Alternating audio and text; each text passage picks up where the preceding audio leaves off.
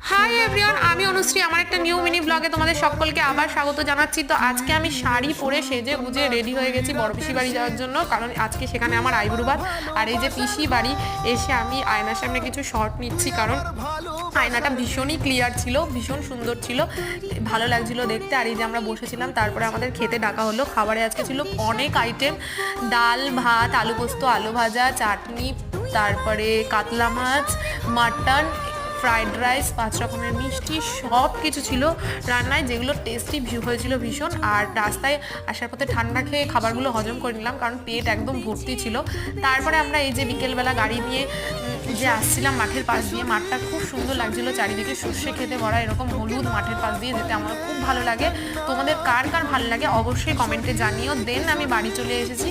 বাড়ি এসে আমরা গিফটটা ওপেন করলাম। দেখো, এটা ছিল একটা রেড কালারের সোয়েটার, কালারটা আমার খুব পছন্দ হয়েছে, দারুণ হয়েছে জিনিসটা।